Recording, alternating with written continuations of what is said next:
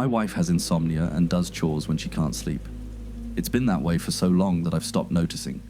Usually, I don't even wake up. But a few nights in a row, she started running the garbage disposal a lot. Off and on through the night, sometimes for a minute or two. Of course, I couldn't sleep through that, so late one night I went downstairs to check on her. She was in her PJs and bent over the sink, staring into the drain.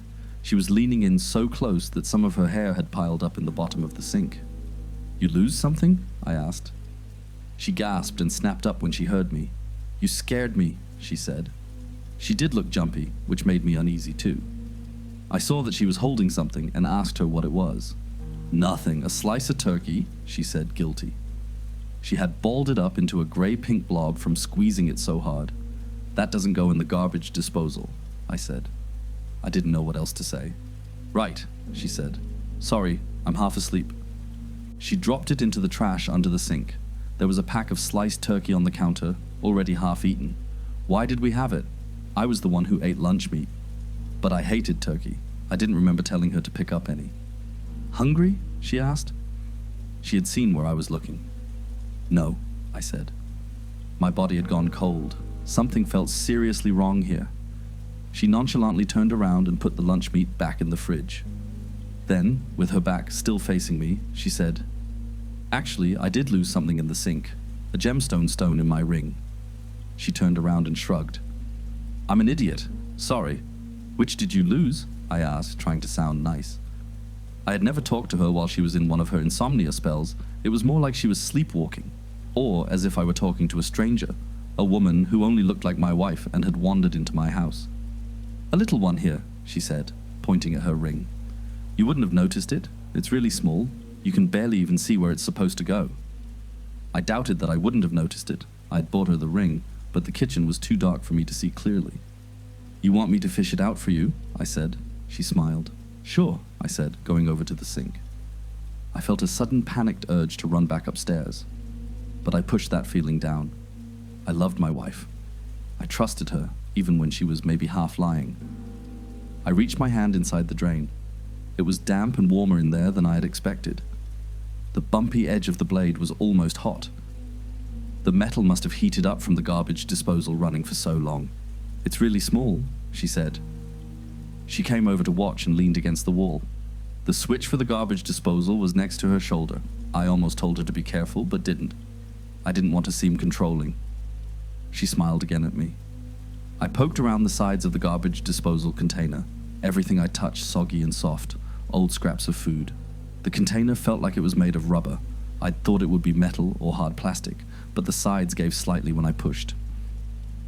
And they were strangely warm. My wife was watching me intensely, her shoulder now on the edge of the light switch panel.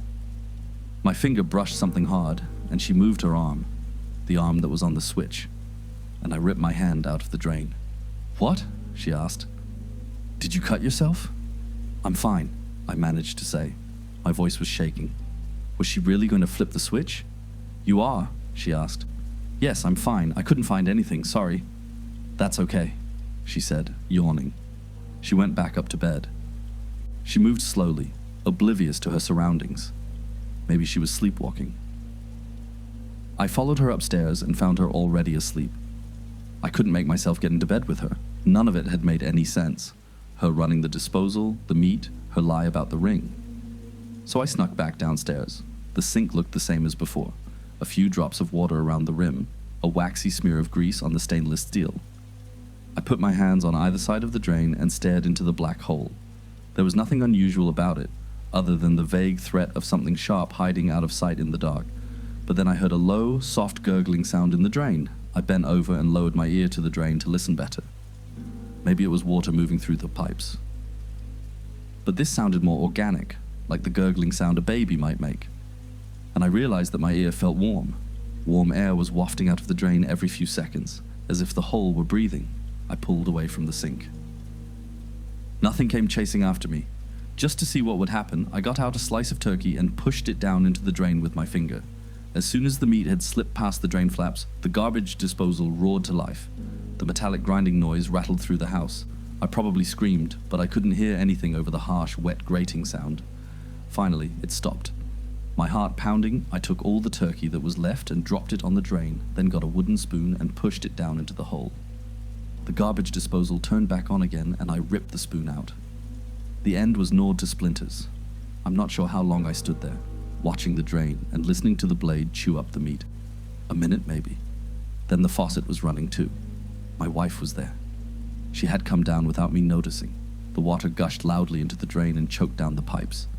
The garbage disposal soon stopped, and she turned off the waiter. The waiter helps the food go down, she explained.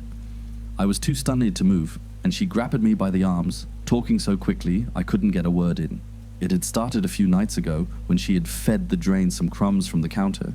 Then she fed it more and noticed that it liked meat. So she got more meat. Whatever it was, the thing down in the drain, whatever it was doing, growing, nesting, it was getting more active because of the food. And that meant it was getting hungrier, which meant more food. She apologized for putting so many groceries on the card, but it had been worth it. She had tamed the thing. That's why I knew you'd be safe earlier, she said. I'll show you. She got a bag of sugar out of the pantry, wet her hand under the faucet, and dunked it into the bag. She pulled her hand out, and it was completely covered in sugar. Then she stuck her hand down the drain. Stop! I screamed. She pulled her hand back out. It was perfectly fine. And perfectly clean. Not a speck of sugar left. See, she said, he won't bite, and it feels good. She sugared up her hand again and stuck it back in the drain. It kinda tickles, and it's so warm. I couldn't speak. You want to try? She asked. And she got my hand wet under the faucet too, and dunked it into the sugar. I let her. I was curious, honestly, more curious than afraid. And then my hand went into the drain. There was a loud, sickening crunch. I remember that. But I don't remember anything after, or even how the pain, the adrenaline and shock blocked everything out. I must have somehow tied a tourniquet on and called an ambulance. It's funny, I close my eyes and I can't even picture the stump. It's still wrapped up. Or the blood. There must have been lots of blood, but it's all cleaned up now and I can't picture any of it. Nobody could find the hand anywhere. Nobody can find my wife either. She took the cash, the jewelry, the second car. All of it mine. The cops put out an alert for the car. I don't know, it's all so screwed up. Today I had a plumber come by to check out the garbage disposal. He'd never seen anything like it. The shredder and motor were never installed. It's basically an empty container sitting under the drain. And you said it was working? He asked, doubtful. Yeah, I told him. My wife used it for years.